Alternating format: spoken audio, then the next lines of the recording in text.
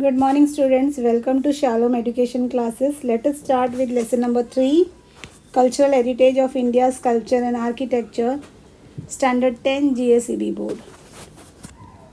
So, we have seen about the culture, what is heritage in the last chapters, right? Today we are going to see here about the two more different arts, okay? That is culture and architecture. India is a world famous for its rich cultural heritage.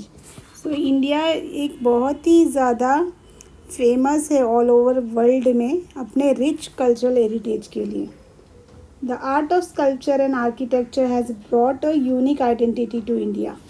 तो ये जो art है, ये जो कला है sculpture का या आर्किटेक्चर का, इसकी वजह से इंडिया को बहुत ही ज़्यादा एक स्पेशल पोजीशन मिला है पूरे वर्ल्ड में. ये इंडिया का एक बहुत स्पेशल यूनिक आइडेंटिटी है, right. Town planning of Indus culture of ancient India was greater than contemporary town planning of the world and it is very remarkable. तो हम लोग ये देखते हैं कि इंडस कल्चर का जो टाउन प्लानिंग था एंशियंट इंडिया में, और उस समय में पूरे और दूसरे भी देशों में, वर्ल्ड के दूसरे देशों में भी टाउन प्लानिंग्स होते थे at the same time. Contemporary यानी इंडिया के जैसे और भी देशों में जैसे वो सिविलाइज्ड होना स्टार्ट किए थे. तो हम देखते हैं कि इंडिया का जो कल्चर था दूसरे कंटेम्प्ररी कल्चर के साथ में अगर आप कंबाइन करो या फिर उसके साथ में आप जोड़कर देखो तो इंडिया का जो टाउन प्लानिंग था बहुत ही ज़्यादा अलग और रिमार्केबल है. Sculpture means to carve the feeling on stone, wood और on metal with hammer and chisel. तो स्कल्पचर क्या है, कैसा आर्ट है? ये एक ऐसा आर्ट है जिसमें आप एक अपना फीलिंग को क्या कर सकते हो, काव कर सकते हो, मतलब उसको इंस्क्राइब कर सकते हो स्टोन पे या वुड पे या मेटल पे. कुछ ज़्यादा उसमें इंस्ट्रूमेंट्स की ज़रूरत ही नहीं है ये स्कल्पटिंग के लिए. हैमर और चिसल होगा तो इनफ है, राइट. तो ये है स्कल्पचर. और जो स्कल्पटिंग करते हैं उनको स्कल्पटर बोलते हैं, राइट.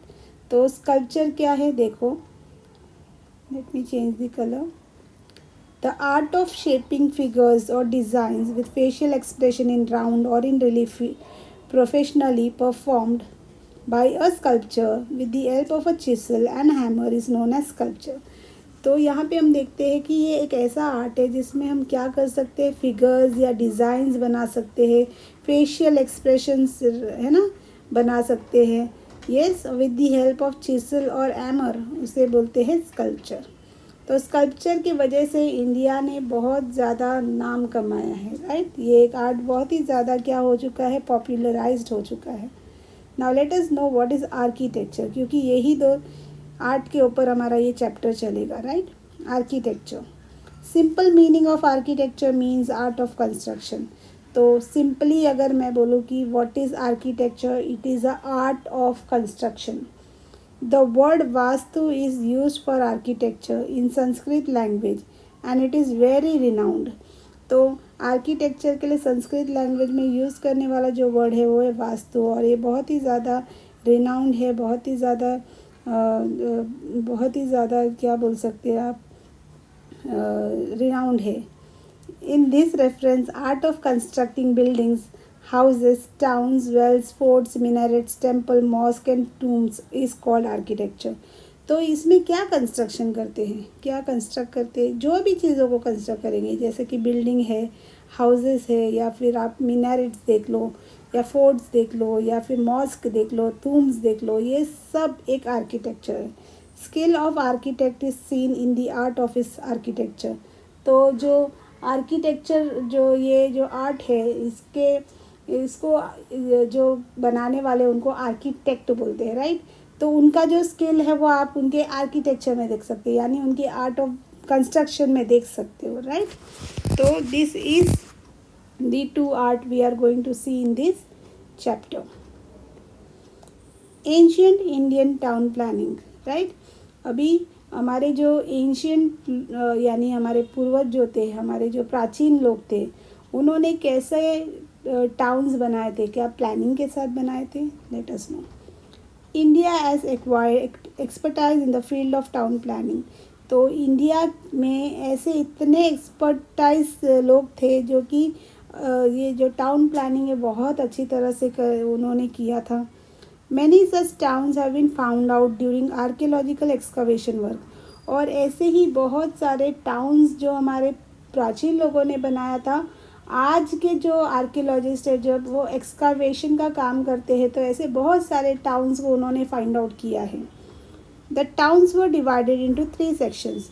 और तब के लोग जो हमारे प्राचीन लोग थे, टाउन जब भी बनाते थे वो 3 भागों में उसे क्या करते थे, बांट देते थे। जैसे कि सबसे पहला देखेंगे तो फोर्ट ऑफ रूलर्स, जिसको सिटाडेल भी बोलते हैं, houses of administrative officers situated on the upper part of town, and third is the residence of common people situated on the lower part of town. तो ये 3 पार्ट में कभी भी town को वो लोग बनाते थे, राइट। एक तो रूलर्स के लिए, फिर एडमिनिस्ट्रेटिव ऑफिसर्स के लिए और फिर कॉमन लोगों के लिए, राइट। देखो, forts for rulers were constructed on the upper part of the town. तो रूलर्स के लिए हमेशा जो टाउन का सबसे ऊपरी भाग होता था वहाँ पे उनके लिए क्या बनाते थे, जो भी रहने का स्थान बनाते थे। फिर उसके बाद upper part of the town is safe and protected with houses having 2 to 5 rooms. अब ये जानना ज़रूरी है कि जो upper part of the town होते थे वो बहुत ही ज़्यादा सेफ होते थे और प्रोटेक्टेड होते थे, और उसके जो हाउसेज होते थे उसमें कम से कम 2 से 5 रूम्स होते थे, right. Houses on the lower part of the town are mainly constructed with handmade bricks. और जो लोअर पार्ट में किसके लिए बनता था, कॉमन लोगों के लिए बनता था, वो उसको बनाने के समय में हैंडमेड ब्रिक्स का यूज़ ज़्यादा करते थे। Okay. People of Indus Valley civilization has developed many more beautiful and systematic towns than many other civilization of the world from the architectural point of view. अब ये देखा जाता है, जैसे मैंने बताया कि इंडिया में भी लोग सिविलाइज्ड होने लगे, वैसे ही other part of the world में भी लोग सिविलाइज्ड हो रहे थे। तो पर दूसरे पार्ट में जो सिविलाइज्ड हो रहे थे या फिर जो सिविलाइजेशन डेवलप हो रहा था उनसे बहुत अच्छा था इंडिया का जो सिविलाइजेशन था, राइट। क्योंकि उन्होंने जो अपना नॉलेज है, स्किल है, यूज़ किया, ब्यूटीफुली और सिस्टमेटिकली टाउन को डेवलप किया। ओके। और उस बहुत ही आर्किटेक्चरल पॉइंट ऑफ व्यू से देखो तो बहुत ही ब्यूटीफुल और बहुत ही सिस्टमेटिकली उन्होंने बनाए। Among all of them Harappa and Mohenjodaro had the best town planning. तो इंडिया में जितने भी जगह आप देख सकते हो कि लोग रहना स्टार्ट किए, सभ्यता स्टार्ट हुआ, उसमें से सबसे बेस्ट अगर आप बोलो तो वो है हड़प्पन एंड मोहनजोदारो का जो टाउन प्लानिंग है सबसे बेस्ट है, राइट।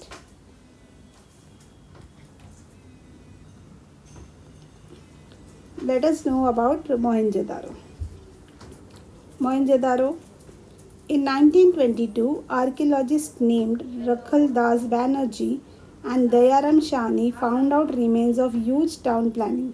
अब ये जो है मोहनजोदारो कब फाइंड आउट किया गया है, रिसेंटली 1922, मतलब 100 years बैक। किन्होंने ये फाइंड किया था, रखल दास बैनर्जी और दयाराम शानी ने। Okay.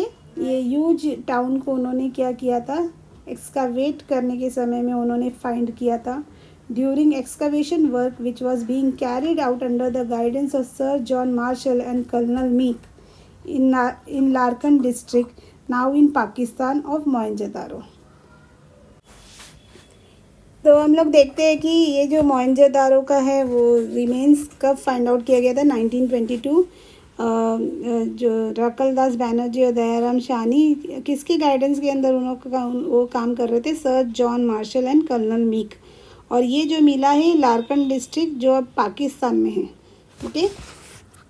Mohenjodaro means the heap of the deads. Mohenjodaro का मतलब यहाँ पे दिया है कि हीप ऑफ द डेड्स, है ना, माउंट हिल ऑफ द डेड्स करके इन्होंने यहाँ पे बताया है। अब देखते हैं कि इनका कंस्ट्रक्शन कैसा था, राइट। सबसे पहले हम लोग देखते हैं construction of the town. Construction of town, municipal composition. From the point of view of town planning Mohenjodaro is the best. अगर हम लोग देखें टाउन प्लानिंग जो मोहनजोदारो का है वो बहुत ही ज़्यादा यूनिक है, सबसे बेस्ट है उस टाइम के लिए। Houses were build on the high plain to protect them from floods and dampness. और जो भी घर बनता था ना वहाँ पे वो ऊंचाई पे बनाते थे ताकि फ्लड के यानी कि बाढ़ के पानी से बच सके, और डैम्पनेस यानी गीलापन से या फिर नमी से बच सके, इसीलिए वो हाइट पे क्या करते थे, अपना घर बनाते थे। The houses of the rich people were double storied having 4 to 7 rooms, while those of poor people were single storied having 2 to 3 rooms.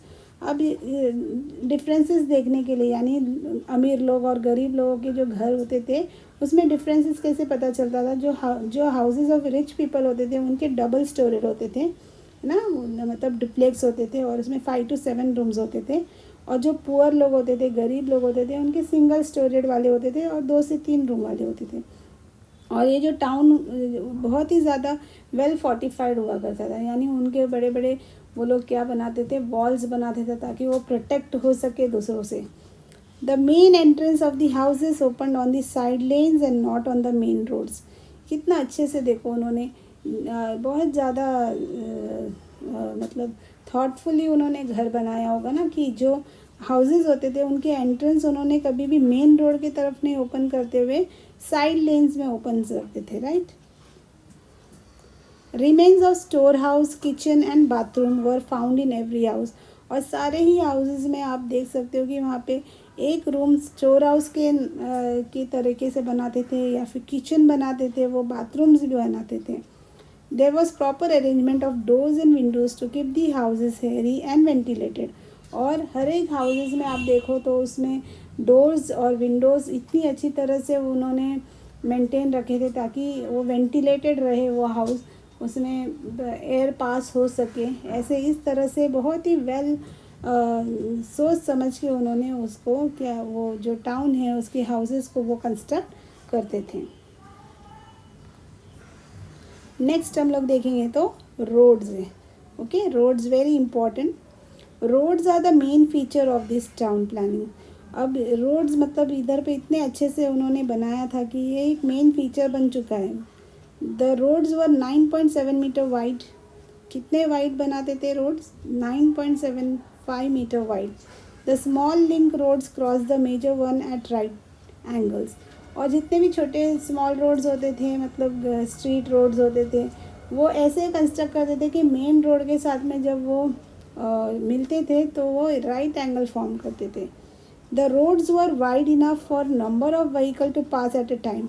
और आपने देखा कि वो वाइड इतने हैं ना, 9.75 मीटर के वाइड रोड्स बनाते थे। और इतना ये जो वाइडनेस है इसकी वजह से बहुत सारे व्हीकल्स एक ही टाइम में उसमें से पास हो सकते थे।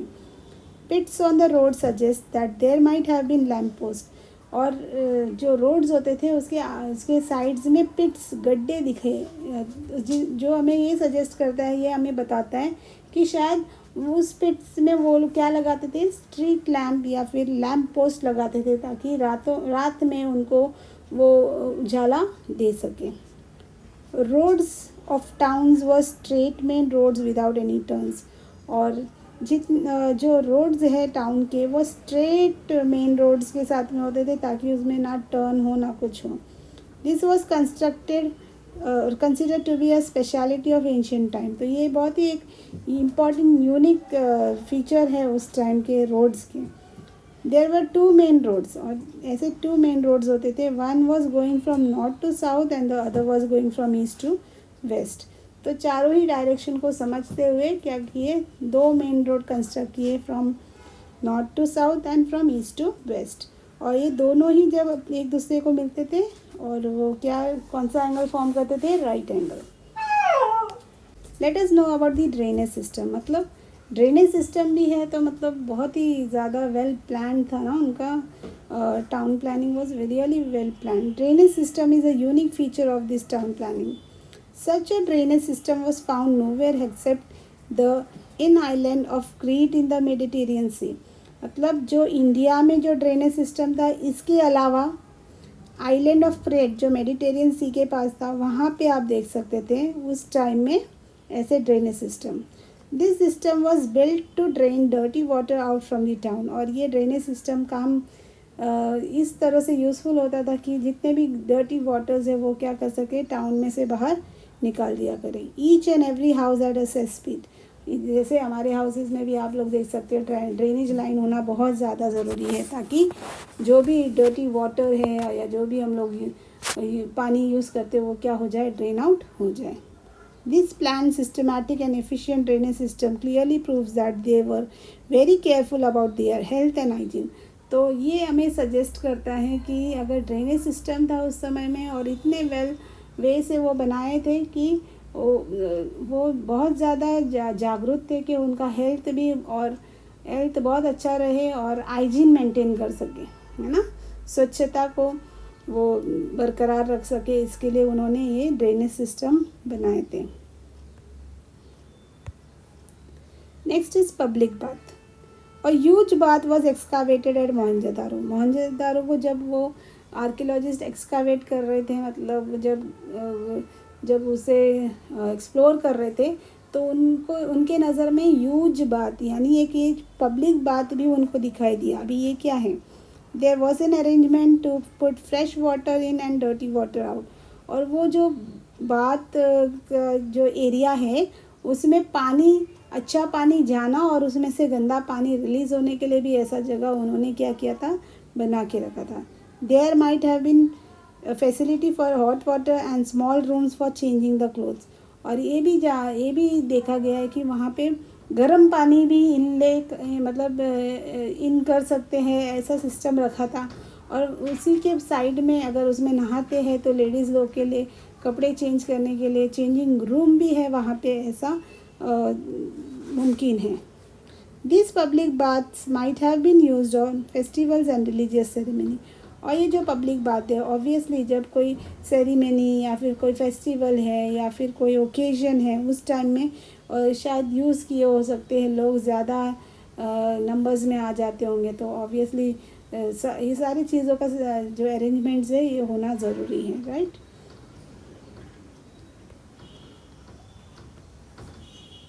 Public buildings. अब यहाँ पे पब्लिक बिल्डिंग्स भी थे। अब क्या है देखते हैं। The ruins of 2 huge buildings have been found at Mohenjodaro. Mohenjodaro में ऐसे 2 बिल्डिंग्स मिले हैं जो रियून्ड हालत में है, यानी बहुत अच्छे कंडीशन में नहीं है। They might have been used as a town hall और एज अ थिएटर और एडमिनिस्ट्रेटिव ऑफिस और अ ग्रेनरी। अब ये जो 2 बिल्डिंग का जो रियून मिला है, जो बचा कुचा मिला है, वो शायद एज अ टाउन के लिए हॉल जैसा यूज़ किया हो सकते हैं, या थिएटर जैसे यूज़ किए हो सकते हैं, या ऑफिस एडमिनिस्ट्रेटिव पर्पस के लिए यूज़ किए हो सकते हैं, या ग्रेनरी है ना, store house food grain store करने के लिए भी हो सकते हैं। The barracks of such buildings was also found out. Barracks मतलब कि ये ऐसा रेसिडेंस फॉर सोल्जर्स भी वहाँ पे मिला, मतलब उन्होंने एक्सकावेट किया है वहाँ से। This must have been use to accommodate soldiers. तो बार रैक है तो ऑब्वियसली ये कौन रहते थे वहाँ पे, रह सकते थे, जो सोल्जर्स होते थे उनको वहाँ पे वो रखते थे, राइट। तो आपको मोहनजोदारो का जो टाउन प्लानिंग है वो समझ में आया। कंस्ट्रक्शन ऑफ टाउन, फिर रोड्स, फिर drainage systems, public bath and public building. अब हम लोग देखते हैं नेक्स्ट जो टाउन था वो है हड़प्पा। तो हड़प्पा का क्या खासियत है वो देखते हैं हम लोग अभी। Harappa, in 1921, under the leadership of Sir John Marshall and Colonel Meek, Dayaram Sahani discovered very ancient remains of ancient civilization from Montgomery in Punjab district near Harappa. तो वापस यही जो लोग आर्कियोलॉजिस्ट हैं, दयाराम साहनी है ना, under the leadership of John Marshall and colonel Meek, उन्होंने और एक सिविलाइजेशन को उन्होंने क्या किया, यहाँ पे डिस्कवर किया, जो कि आज प्रेजेंट अभी Punjab district near Harappa. The remains of Indus valley civilisation were found from Ropar in Himalayan region. और जो इंडस वैली सिविलाइजेशन और कहाँ कहाँ से उन्होंने फाइंड किया था और कौन से प्लेस में इंडिया में मिला उनको, हिमालयन रीजन के रप्पार से, आलमगीरपुर एट मेरठ इन उत्तर प्रदेश, कालीबंगा इन राजस्थान, लोथल एट ढोलका इन गुजरात, देशलपुर शिकरपुर इन कच्छ, धोलावीरा रंगपुर नियर लिम्बड़ी इन सौराष्ट्र, श्रीनाथगढ़ रोजाड़ी नियर गोंदल, और Kuntasi near Morbi and Somnath etcetera. तो ऐसे बहुत सारे ऐसे सिविलाइजेशन को उन लोगों ने क्या किया, यहाँ पे एक्सकावेट किया, राइट, अलग अलग रीजन में। The region of Sapta Sindhu river is a region of our Indian culture. तो कौन सा रीजन को इंडियन कल्चर का रीजन बता सकते हैं? सप्त सिंधु रिवर के पास जो एरिया है उसे। The culture which developed there is known as the Indus valley civilisation. तो जो कल्चर वहाँ पे डेवलप हुआ यानी सप्त सिंधु रिवर के रीजन के पास, उसे इंडस वैली सिविलाइजेशन कहते हैं। It remains were found first at from Harappa, that is why it is known as Harappan civilisation. तो जो रिमेन्स है सबसे पहले हड़प्पा जो कि पंजाब डिस्ट्रिक्ट में है वहाँ से मिला गया, इसीलिए उसे हड़प्पन सिविलाइजेशन कहते हैं। Copper and stone weapons and many other things were found from this region. तो यहाँ से बहुत सारे ऐसे वेपन्स जो कॉपर से बना हुआ, स्टोन से बना हुआ पाया गया है। That is why it is also known as copper stone age, इसीलिए इसे कॉपर स्टोन एज के नाम से भी जानते हैं। Town planning of Harappan civilisation was very systematic.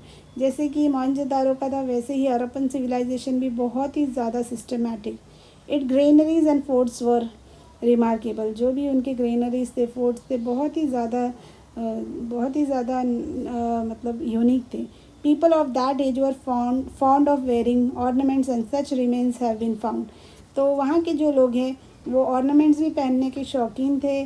कैसे पता चलता है कि वहाँ से बहुत सारे ऐसे ऑर्नामेंट्स भी पाए गए हैं, राइट। अब हम लोगों ने देखा कि और भी बहुत सारे प्लेसेस हैं ना जो एक्सकावेट करने पे मिला है। तो थर्ड हम देखते हैं धोलावीरा, राइट। ये क्यों इम्पोर्टेंट है? क्योंकि ये गुजरात में है and you live in Gujarat. तो धोलावीरा का क्या है देखते हैं। A huge and systematic ancient town contemporary to Harappan civilization has been found 2 kilometers away from Dholavira village at Khadirbet in vast district of Bachau Taluka, which is about 140 kilometers from Bhuj. अब ये जो systematic town है एक contemporary civilisation है Harappan civilisation का, जो कि Dholavira village से 2 किलोमीटर दूर कादिरबेट और ये कौन से तालुका में है? बचाव तालुका में, जो कि भुज में है, right. Archaeological department of Gujarat surveyed that this heap of ruins, है ना, ये जो आर्कियोलॉजिकल डिपार्टमेंट है गुजरात के, उन्होंने इस र्यून को, र्यून मतलब कि इस एरिया को, जो र्यून मतलब कि डिस्ट्रॉयड फॉर्म में ये एरिया मिला है उन्हें, right. After this, officers of Archaeological Survey of India had undertaken the research work in 1990 AD. सबसे पहले गुजरात के जो आर्कियोलॉजिस्ट थे उन्होंने फाइंड आउट किया गया, उसके बाद इसे किसे सौंप दिया गया? जो आर्कियोलॉजिकल सर्वे इंडिया के हैं उनको ये इसका रिसर्च वर्क सौंप दिया गया in 1990 AD. Special task of excavation was carried out under the guidance of Ravindra Singh Bisht. तो ये जो एरिया मिलने के बाद में ना, जो गुजरात के जो डिपार्टमेंट थे आर्कियोलॉजिकल डिपार्टमेंट, उन्होंने फाइंड आउट किया, पर अभी वो किसे हैंड ओवर कर दिया गया है? इंडिया के जो आर्कियोलॉजिकल डिपार्टमेंट है उन्हें, और उनके जो स्पेशल जो ऑफिसर है रविंद्र सिंह बिस्त, उनके गाइडेंस में इसका जो एक्सकावेशन काम स्टार्ट कर दिया गया। Remains at Dholavira palaces and main walls of towns were painted with white colour. अब धोलावीरा में जो भी रिमेन्स मिले, जो भी बचा कुचा चीज़ मिला या पैलेसेस दिखा उसमें, या फिर जो उनके वॉल्स है, टाउन्स है, उनको देखा गया ना कि वो वाइट कलर से उसे पेंट किया गया है। ये such fortified walls encircling town suggest strong security. और उनके आसपास बहुत सारे ऐसे फोर्ट्स है ना, वॉल्स बनाए थे, जिससे पता चलता है कि वो लोग इतने ज़्यादा मतलब जागरूक थे कि वो अपना एरिया को क्या करे, प्रोटेक्ट कर सके, इसीलिए इतने अच्छे उन्होंने स्ट्रॉन्ग वॉल्स कंस्ट्रक्ट किए थे और सिक्योरिटी रीज़न के लिए उन्होंने बनाया। This wall is made up of clay, stone and bricks. Okay, ये जो वॉल जो बनाए थे उन्होंने उसे यूज़ बनाने के लिए क्ले, स्टोन्स और ब्रिक्स का यूज़ किया था। और ये भी देखा गया है कि portable water was available here as well as proper system of water purification was set up here which is not made available to all even in the modern age. और ये बहुत चीज़ों का ध्यान, मतलब हर हाइजीन का यहाँ पे ध्यान रखा गया कि यहाँ पे पोर्टेबल वाटर्स का सिस्टम था, जहाँ पे वाटर प्यूरिफिकेशन हो सके। जो आज भी कई सारे जगहों पर नहीं है। आज मॉडर्न एज में भी कितने लोग पानी के लिए तड़प रहे हैं, राइट। तो ये जो है इतना अच्छे से सिस्टमेटिकली ये धोलावीरा को क्या किया था, उन्होंने बनाया था, प्लानिंग किया था, राइट। अब नेक्स्ट हम देखेंगे Lothal. Lothal is situated in Dholka taluka of Ahmedabad district. तो लोथल कहाँ है, Dholka taluka of Ahmedabad district. It is a place between two rivers Bhogavo and Sabarmati. तो Dholka is a place between दो रिवर के बीच का जो एरिया है, Bhogavo and Sabarmati. It is 18 kilometre far from bay of Khambhat, from where 3 layers of human habitats were found. तो ये कितना दूर है बे ऑफ खंभात से, 18 किलोमीटर, जहाँ पे 3 लेयर्स, जैसे कि आपने देखा था ना मोहनजोदारो में भी 3 पार्ट्स में बनाया जाता था टाउन, वैसे ही यहाँ पे भी देखा गया है। और यहाँ का खासियत क्या है कि यहाँ पे एक huge dockyard was constructed to facilitate ships in the time of high tides at the lower eastern part of the town. तो यहाँ पे लोथल में आप देख सकते हो कि यहाँ पे क्या बनाया गया है, एक पोर्ट भी बनाया गया, डॉकयार्ड भी बनाया गया है, ताकि क्या कर सके, शिप्स का जो एंकरिंग है या फिर जो भी है उधर पे आना जाना सब आप क्या कर सके, यूज़ कर सके। And this is the unique feature of Lothal. Such dockyard, storage shops etc. show the proof of exports and imports. अब अगर डॉकयार्ड है तो ऑब्वियसली ये पता लगता है कि यहाँ पे जो बिज़नेस है कैरी आउट किया गया हो सकता है, ट्रेड कैरी आउट किया गया हो सकता है, क्योंकि इंपोर्ट और एक्सपोर्ट के लिए डॉकयार्ड होना बहुत ज़्यादा ज़रूरी है। This suggest that Lothal might be a rich and prosperous port of India. इससे पता चलता है, डॉकयार्ड होने से ये पता चलता है वो पोर्ट एक बहुत ही इम्पॉर्टेंट पोर्ट है, ताकि जो प्लेस है वो क्या हो सके, अच्छी तरह से वहाँ पे बिजनेस हो सके, और उसकी वजह से वो जो प्लेस है बहुत ही ज़्यादा रिच और प्रॉस्परस पोर्ट बन गया था। This is a matter of great pride not for Gujarat but also for history of India. तो ये गुजरात में है लोथल, तो गुजरात के लिए सिर्फ ये गर्व की बात नहीं है, पूरे इंडिया के लिए गर्व की बात है। ओके, तो हम लोगों ने देखा कि कैसे अलग अलग प्लेसेस में जो लोगों ने सिविलाइज्ड कल्चर होना स्टार्ट हुए थे, है ना, कैसे उन्होंने टाउन प्लानिंग किया, कैसे उसे यूज़ किया, राइट, कैसे सिस्टमेटिकली अपने लिए उसे काम में लाए, राइट, कैसे अपने हेल्थ और हाइजीन के बारे में उन्होंने सोचा। ओके, एवरीथिंग दैट जो ज़रूरत थी सब चीज़ों को उन्होंने देखा, समझा और उसे उसके अनुसार उसे यूज़ किया, राइट। तो ये बना देता है हमारे इंडिया को बहुत ही यूनिक, बहुत ही special, right. I hope you understood the topic. Let's meet in the next